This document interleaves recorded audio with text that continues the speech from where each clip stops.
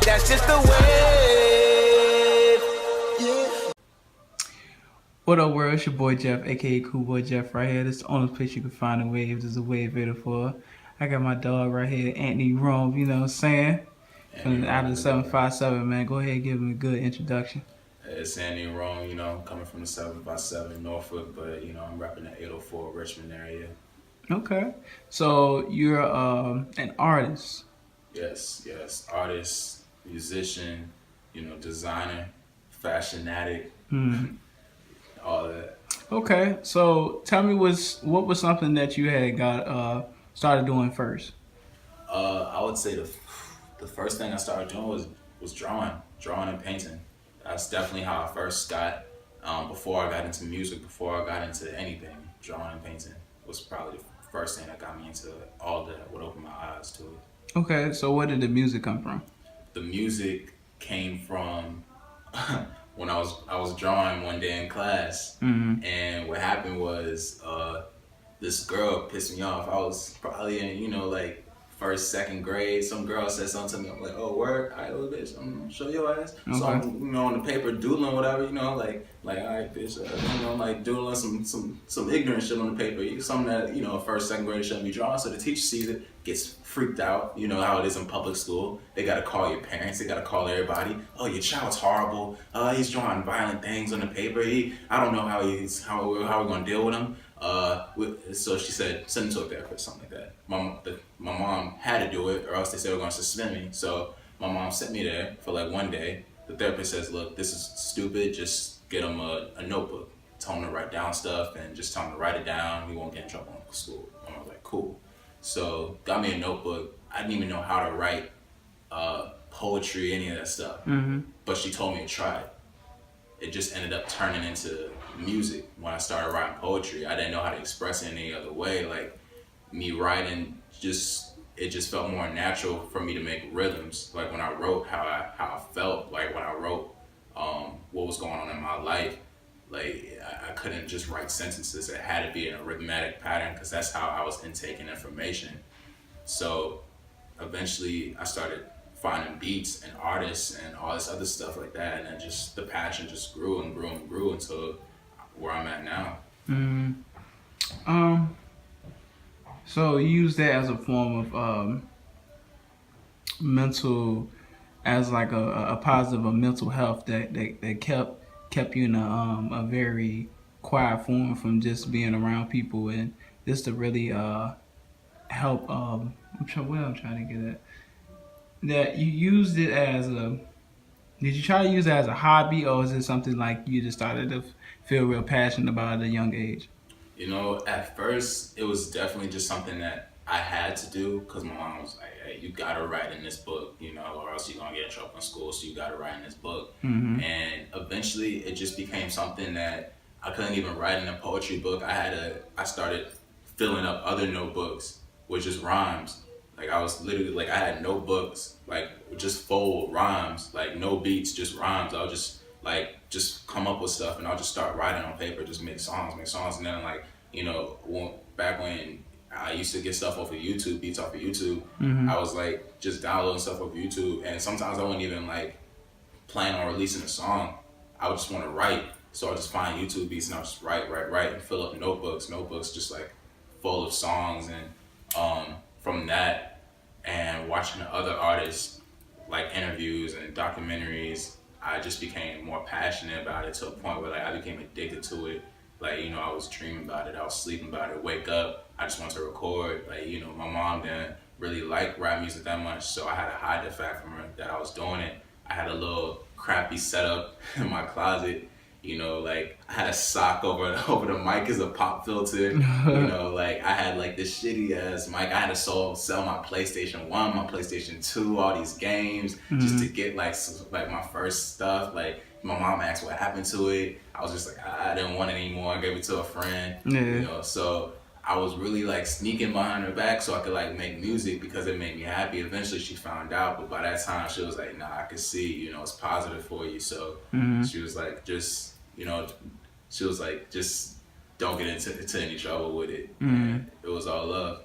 So I seen that you was at an early age, you was very passionate, and you made sacrifices to work on your craft and something new that it's like, yo, like, let me go ahead and try this and see what I can do with it. And to see that now that it was a very good idea that you started writing down poetry, and then now you can have something to really like talk about. So it's what was like a struggle try to write down some of the things that you was going through internally just to put down on paper. Uh, I think later on, like as I like kept on progressing, internally, like one of the things that I was struggling with was just how to deal with expressing things that were going on with my family, like my personal life. And one day I got on the phone with my brother and I'm talking to my brother and stuff like that. And um, me and my brother got a relationship where we don't talk like every day all the time, but when we do talk, it's all love. It's like we never missed a beat. So I'm just talking to him, we catching up and stuff. And he just comes out of nowhere and he's like, yo, bro, like, I didn't even talk about my music. So I just knew it was meant to be. And he was just like, yo, bro, look, like, you just gotta do what you gotta do. You just gotta make it out. And he was just like, you gotta think about how many people are from where we're from, how many people are still trapped in the neighborhood, how many people like made it this far, how many people like, you know, got kicked out of college or like, couldn't even get in, how many people like got a charge on them or are locked up or are dead. And he was like, bro, like we're like rare, like, you know, we're the ones who made it out. Like, and I'm looking back at my old neighborhood and I'm realizing like, damn, like where's the world? Where's everybody else that like, that I used to kick it with as a friend? Like, and I'm trying to think like, damn, there's some truth to what he's saying. And it really made me think, like, I wanted to get deeper with it. And that right there was what helped me overcome that internally. Just being able to realize where I was in life and accept where I was in life and who I was in life just made me able to just really go off when I talk. Like, just speak about the moment and live in that moment. Speak about what I want now, what happened before, and what's going to happen, next. Well, I'm glad that really happened for you. So now, as you getting older, you started doing videos too. You started hooking up with a few guys from the school that you was going to school with. How was that from, like, what was the excitement about that? Like, you was finally having, like, making music videos to the songs that you was creating. Uh, it was cool to make music videos to the songs I was creating, like simply because when I have a song that I want to release, um, I know it's worthy of releasing if I can like see a video in my head when I listen to it. You ever listen to an artist that you like, and when you listen to it, you're like, oh, they should make a video for this, and you can kind of see how a video would look, even if you haven't seen a video. And then when you like watch the video, sometimes you'll be like, damn, this isn't how I imagine the video would sound, because you've been playing this video that you made in your head already. Right. And that's to me is like when I got into it, I understand. Like I studied film, like a lot. I studied film and theater and all that stuff a lot. So when I got into it, I already knew like this is how I want things to be. And if I can't visualize something that's visually strong, like then it's not meant to be. So I really wanted to just put my all in the visuals and find people, other artists who are willing to do the same thing and express themselves in a way where it wasn't just making a video for the sake of making a video, but making a video because there's a crowd of people out there who just really like dope things. Like they just like to be entertained. They like to see what's next, not what's now. They want to be the people who say like, wow, like I knew about that before it happened. Like wow, like this is going to be up next. Like wow, this style nobody has. And finding people who are interested in things that may not be like the norm. Those are the people a lot of times who have the ideas, that aren't the norm. The people who have the ideas that are in turn going to be the future. Okay. So, what was the first video that you recorded? First video I ever recorded, it was like a long time ago. Like I think I was in like high school or something like that when I first recorded it. But it was the first video I ever recorded. was some song about it was some song that I made back when I was like still doing stuff at my mom's crib in the Mm-hmm. closet, and I think I was like walking through a park and with my homies and stuff like that, and we was there, and then we was on the beach, and you know it was like a fun time. But I knew from that moment on, I knew like I want to be more theatrical when I do stuff. Mm-hmm. Like it's just not enough for me to just um, have videos where I'm just mobbing with my homies. Like I want that because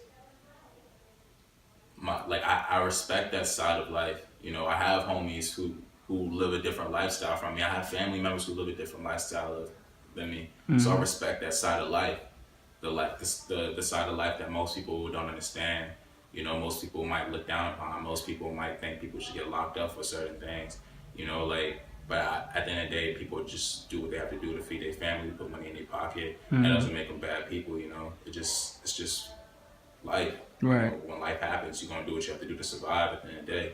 Mm-hmm. So I respect that side of things. So that visually inspires me, but that's not all that visually inspires me because that's not exactly the way I grew up. Right. You know, I grew up in a way where I was able to experience more than a lot of those people. So I'm thankful for having them in my life. But at the same time, I'm also into very artistic things that a lot of times that they might not be into. So finding a way to incorporate both of those, a side of life where that may seem kind of like a fantasy in a sense. It may seem kind of dramatic or theatrical, or like extremely like overly expressive, if Mm-hmm. that's even a thing. But also a side of life that is kind of traumatic and kind of realistic to a point where it may hurt because it's the truth, but it is the truth. Mm-hmm. And finding a way to blend those things together, that right there to me is what a good visual is, to me Okay. at least.